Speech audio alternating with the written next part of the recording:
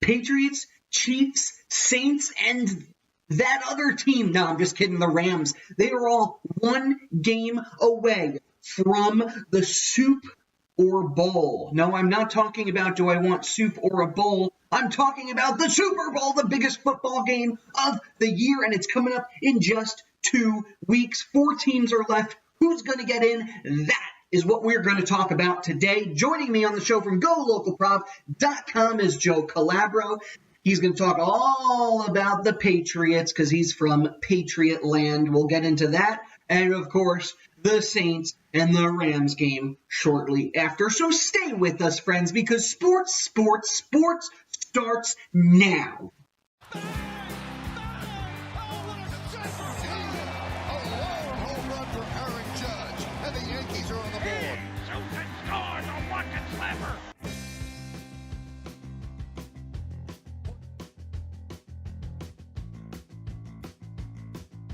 Hello and welcome to the Sports Podcast with me, your host, Nick Drago. I welcome you to the show. If you've never been here before, typically the way it works is we talk about all the news and information and whatnot from the previous week in all the sports world, and then go on to our insight on to the next week. Now, this episode, however, your special bonus episode, if you will, is all about the AFC and the NFC championship games, the winners of which go to the Super Bowl. And that's just darn exciting. The first matchup we're going to talk about is the Patriots and the Chiefs, and who better to join us than Joe Calabro. He's been on the show a number of times before. He covers the Patriots for GoLocalProv.com. Joining me right now is Mr. Joe Calabro. Joe, thanks for joining us. How are you today? Hey, Nick. Great to be with you this morning. Glad to be back on the Sports Podcast. That's great. I'm glad you could say that 3 times repetitively. I know it takes a little bit of effort to get that out. Yeah, lots of effort. So I know sports 3 times. I know you're chugging away right now, ready for the Patriots-Chiefs game on Sunday.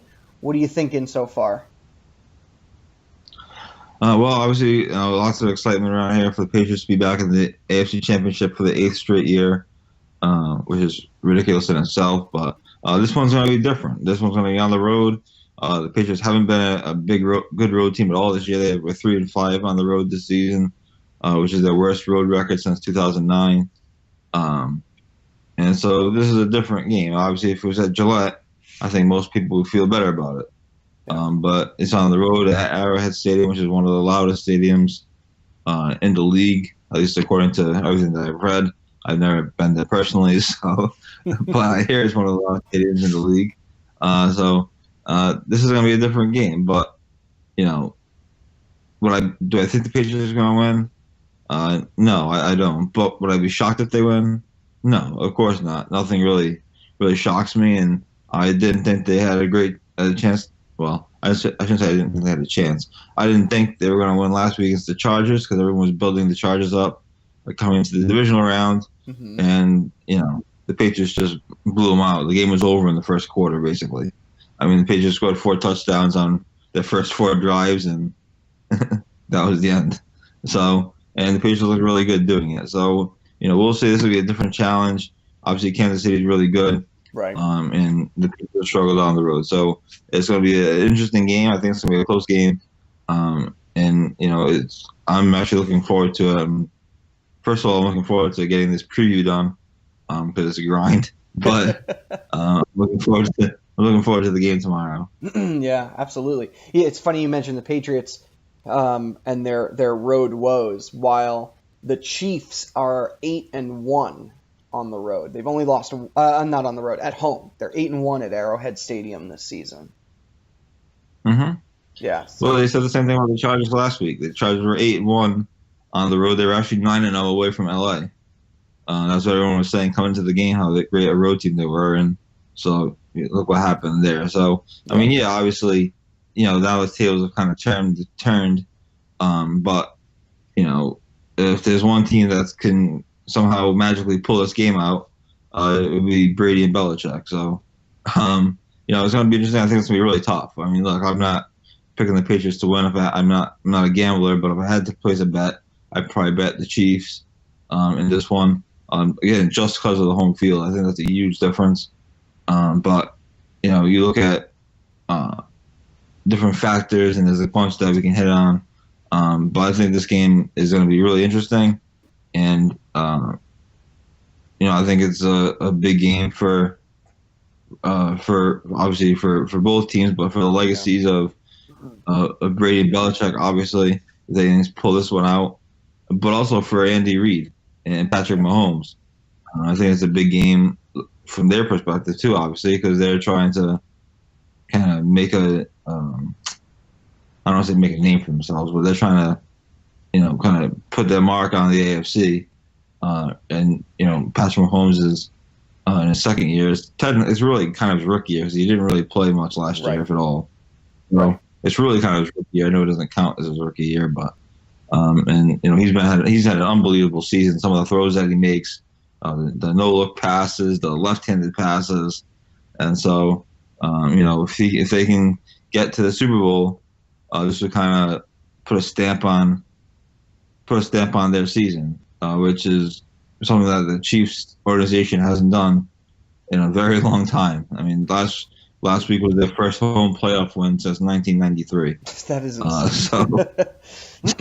There's a lot of pressure on Kansas. I mean, we talk about pressure and stuff. There's a lot of pressure on Kansas City in this game. Don't mistake that. This is the first time they ever hosted an AFC championship. And like I said, last week they won their first home playoff game since Joe Montana was playing for them. So, there's gonna be some pressure on them too in this game. So it'll be interesting to see how they handle it early on, and especially if they get down early. You wonder what that stadium is going to be like. Maybe if the Patriots can get off to a fast start, they kind of quiet the crowd, which would be nice. So that's one of my keys to the game: fast start for the Patriots. Maybe last week they received the coin toss and they took the ball, which is something they usually never do. But Belichick took the ball, put Brady on the field, and the Patriots scored touchdowns on their first 4 drives of the game. I don't know if they necessarily do that this week, but I wouldn't be surprised if the Patriots win the coin toss. I bet they take the ball and see if they can put some points on the board early and put the Chiefs behind. Oh, that's fair. What do you think is the key here for Pat Mahomes versus the Patriots secondary? Well, Tyreek Hill is the fastest man alive. Pretty close. I mean, that's not that far off. I put him in a race against Usain Bolt. Let's see what happens. Tyreek Hill is really the key, right? I mean, Kareem Hunt's gone, which is a big break for the Patriots, not necessarily for Kansas City. But then you also have Travis Kelce, who's one of the best, probably the best tight end in the game. Rob Gronkowski is not the best tight end anymore. He's just a blocking decoy at this point in his career. At least he's been this season. And you have Travis Kelce and Tyreek Hill. So it'll be interesting to see how the Patriots match up with Hill. I think they put either Gilmore on him or double him. Mm-hmm. Do double Tyreek Hill and then single Travis Kelce, or do you go the other way around? Do you play a zone? So that's one of the interesting matchups to watch. If Gilmore is on Tyreek Hill, can he keep up with him? Yeah. The Chiefs dominate press coverage in this season. I actually just read something about that today, or this morning, I should say. And so the Patriots are one of the teams that like to play press coverage, where they're right up on the line of scrimmage, trying to bump, the receivers off the line. But the Chiefs dominate that type of play for whatever reason, especially at home. So it's going to be interesting to see how Belichick accommodates that. The Patriots secondary has been playing better over the last few weeks. They played pretty good last week, other than the Keenan Allen touchdown in the Chargers opening drive, where Keenan Allen did a double move and he deked Gilmore right out of his shoes. But the Patriots secondary has been playing good, and I think it's going to be interesting to see, like I said, how they match up with Tyreek Hill and Travis Kelce. You try to take away one of those guys and see if Mahomes can beat you, with somebody else. See if Mahomes can beat you by handing the ball off. which they're not really going to do. They're going to throw the ball, but that's going to be a really interesting matchup to watch. And I think it's going to be a tough matchup with the Patriots. Like I said, Tyreek Hill's like the fastest man alive. He's averaging, what is it? He's averaging 4.1 yards per route when facing press coverage. Yeah. There's a stat for you. So, he's one of the best going up against press coverage. So maybe the Patriots sag off him a little bit, give him some room to work with, and try to jump a few routes or whatever. But he is really fast. We saw that in the first game when the Chiefs came here to Gillette, where he just broke big play after big play after big play, and that's gonna be a tough matchup for the Patriots. But at the other end, the Chiefs' defense isn't any good either. Isn't that great either? And you have Julian Edelman coming off a career game, at least career playoff game. He's now the second all-time postseason receiver, second most postseason receptions, I guess is a better way to phrase it, behind Jerry Rice. And if he keeps playing a couple more years, he has a chance to break Rice's record. So I think Edelman's at 98, and Jerry Rice is at 151. So Edelman's not that far off. But obviously he's got to keep playing. But on the other side of the ball, where do the Patriots offense match up against the Kansas City defense? This could be another shootout. The only factor that would prevent it from being a shootout could be the weather. There's been a lot of talk about the weather this week. It's actually improved, relatively speaking. Earlier in the week, it was reported by the National Weather Service that there was an Arctic blast coming to Kansas City for the game. An Arctic blast. That's really what they said. Since then, you'll be happy to know that the temperature has improved. It's now only going to be 27 degrees with 15-mile-an-hour winds. Oh. So it's a baby Arctic blast. So for whatever that's worth, the weather is slightly improved. Again, when we're talking that cold, what are we really talking about? A few degrees? Yeah. Yeah. Well, last year you had the snow bomb and snowpocalypse, and now it's an Arctic blast. I don't know where they're coming up with these names. I love it, but man, I don't know where they're coming up with this stuff. Yeah, so it seems like the weather conversation has gone away a little bit. Both teams played in the cold last week. Kansas City played in the snow, kind of, against the Colts. And then the Patriots played. Patriots game against the Chargers was only 20-something degrees. So, but the weather will have an effect because it affects the kickoffs. It'll affect the field goals. It could affect the field goals. The kickoffs aren't going to be flying out of the back of the end zone, which means there's going to be some return opportunities. And the field goals could be a factor because, it's freezing out. The ball's not going to fly, as, science will tell you. Right. So, a 45-something yard field goal, it's going to be a little bit longer now. Yeah. It's going to seem that way anyway. That's all a big factor. The other big storyline that I actually hit on last week, and it didn't really play out, is Rob Gronkowski. There's thoughts that he's going to retire after the season, and so he's playing his last NFL games. And he hasn't had a great year this year at all. Like I said, he's more of a decoy. He did great blocking in the last game, which everyone's highlighting because, they're trying to, make it seem like he's still a factor. But he had a terrible year. He was almost a non-factor in half of these games. I think he had one catch last week against the Chargers. Now, granted, it was a big play, but he had one catch.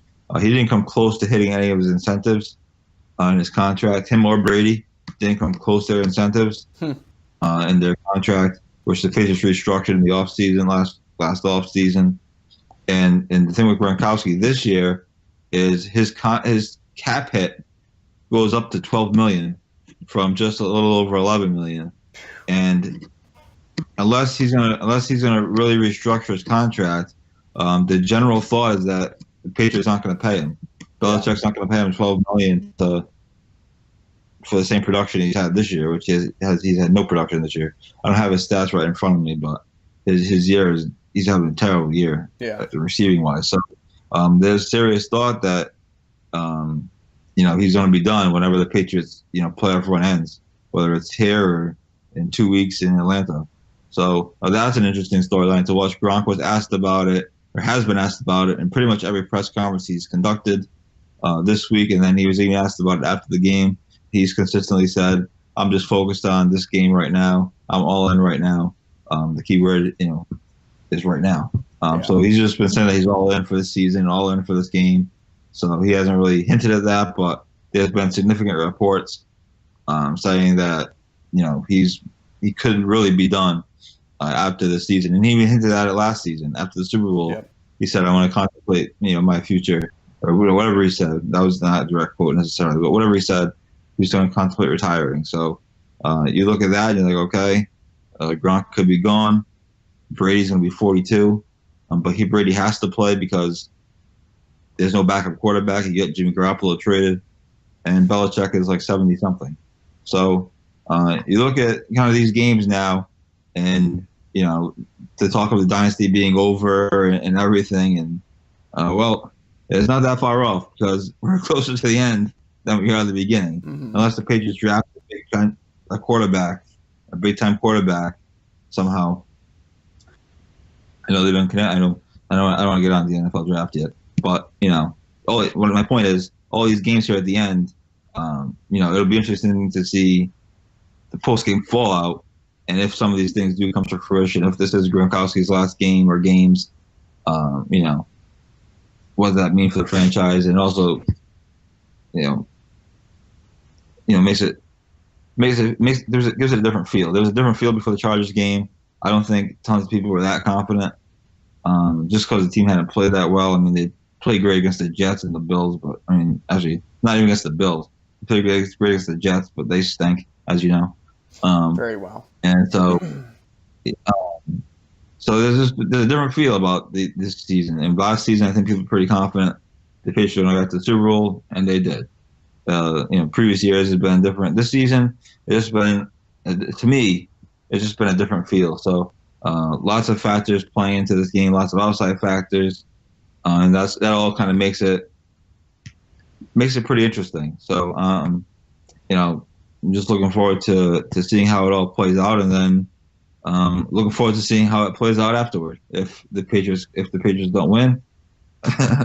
So kind of all kinds of things going on here in the Patriots end.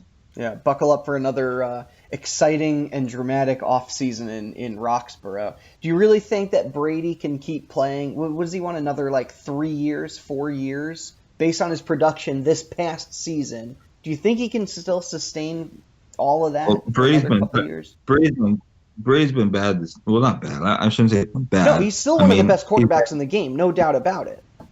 By his own standards, he's been bad. Yes. He hasn't been great this year. He's messed up a lot of plays.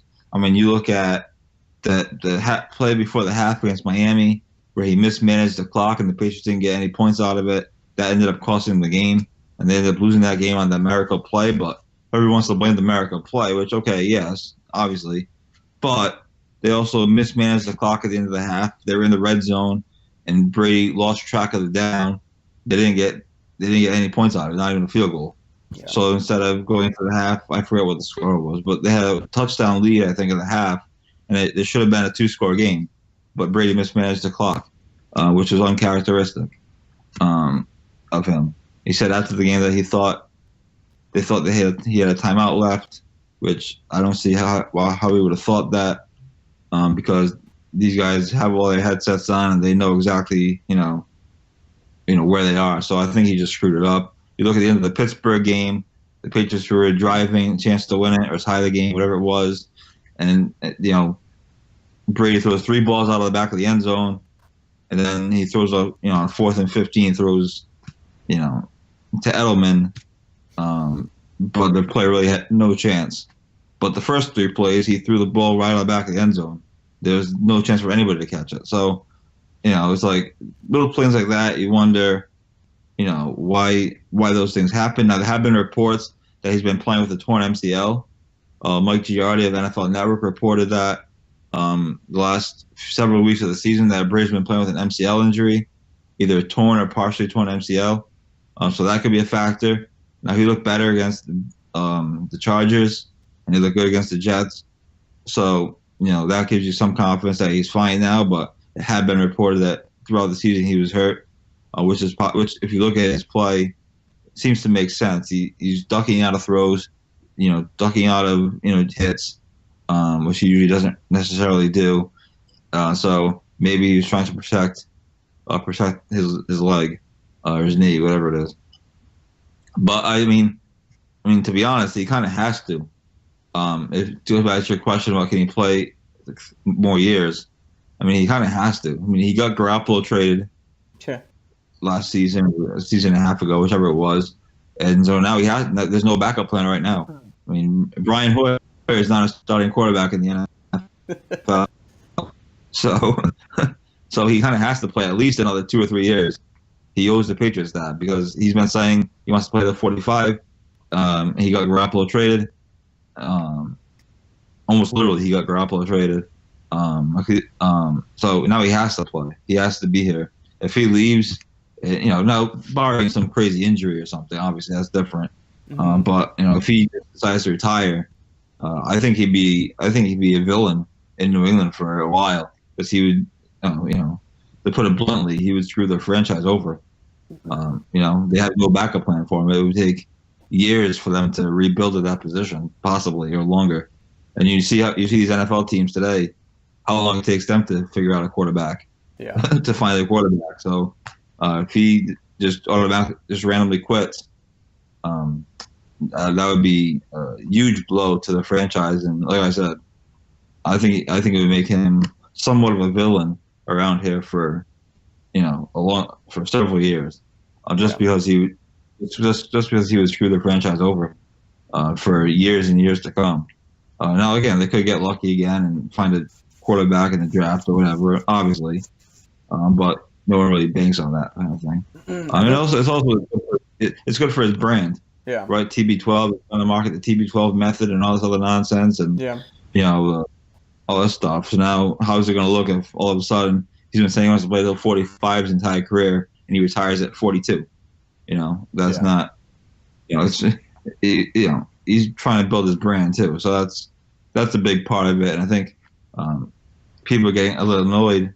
People are getting annoyed with Brady in that TB12 method or his brand because people are just kind of sick of hearing about it.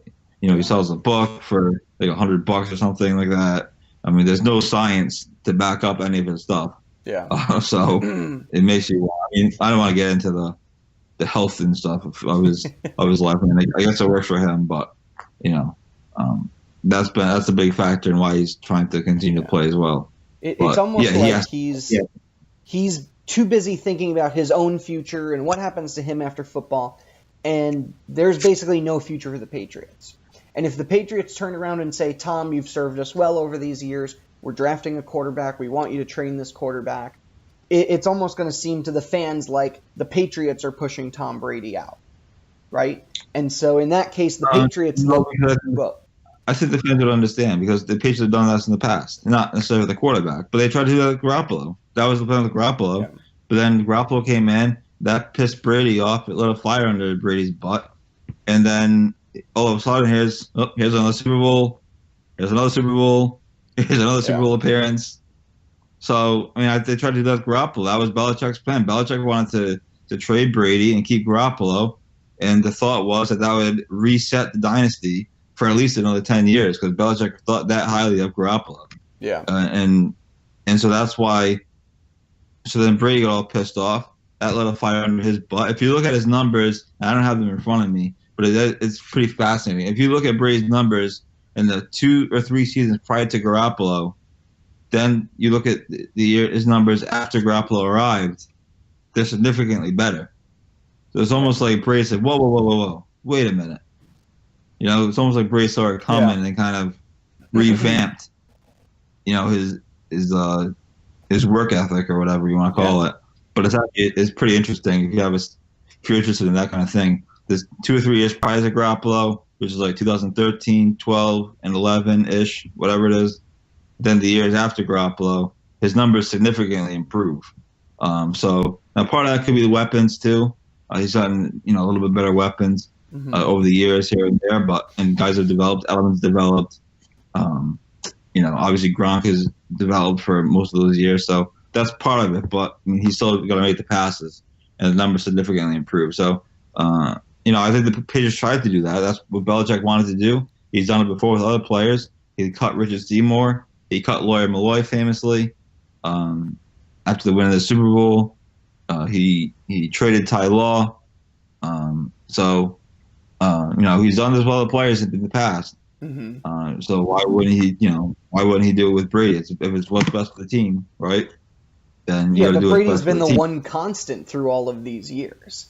I mean, I just don't see a scenario where the Patriots, let's say Robert Kraft, like the Krafts, Belichick, and Brady all walk away from this with an intact legacy. Somebody along those three is going to go down and go down hard. We just don't know who, why, or when. I think the reports of the infighting that came out in Seth Wickersham's piece last season, I think all that was true. Patriots fans don't want to believe it, but I think it was all true. I think Belichick was pissed at Kraft because Kraft told him that we're not trading Brady. Because Brady went to Kraft and asked about being traded in the Garoppolo situation, because that was a real thing. Yeah.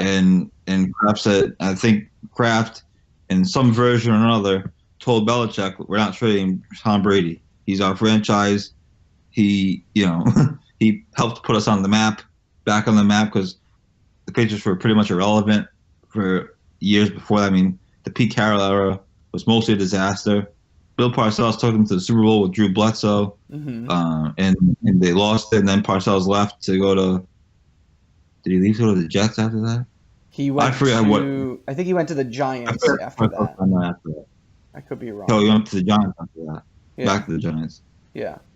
Okay, but whatever it was, Parcells coached here for a couple of years, and then he left after the Super Bowl.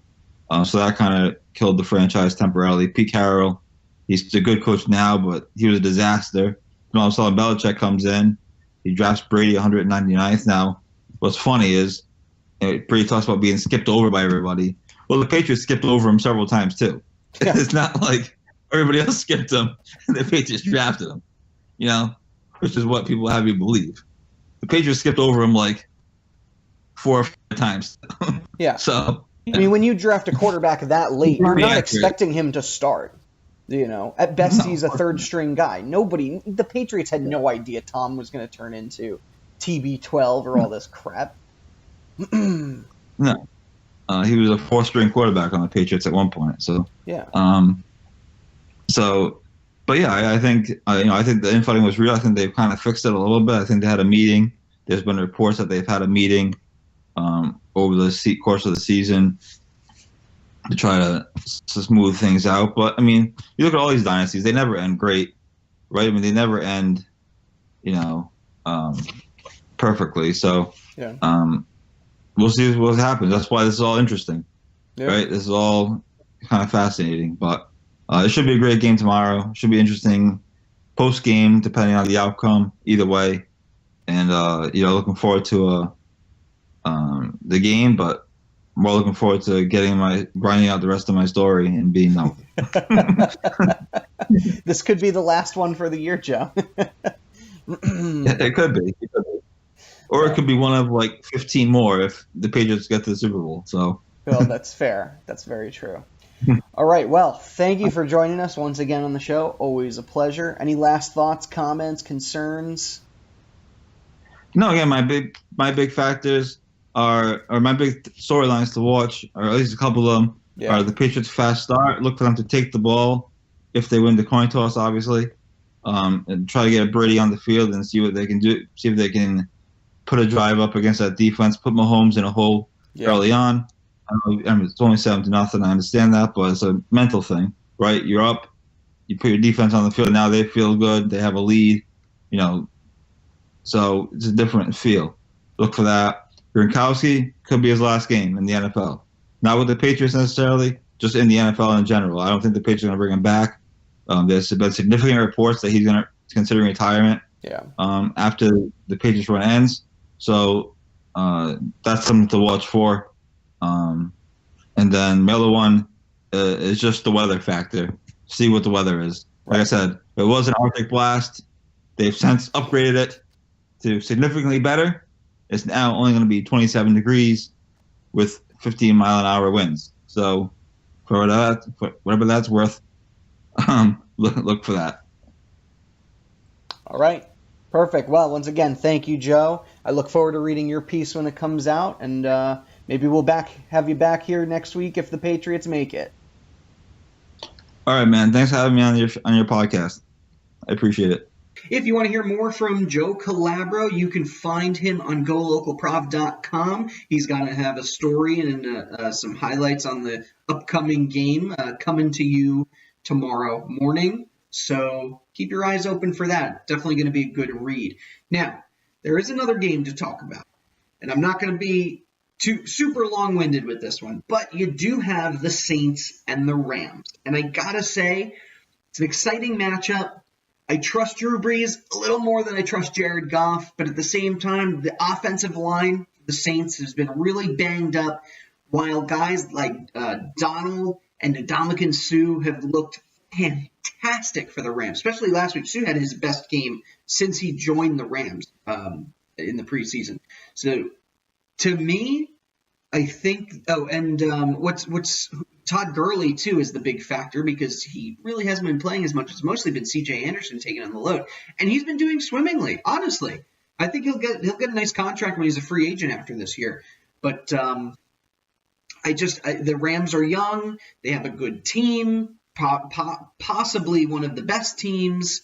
I don't know if I trust them over the Saints. Now, they did play in a wild shootout earlier in the season, which the Saints did walk away from victorious.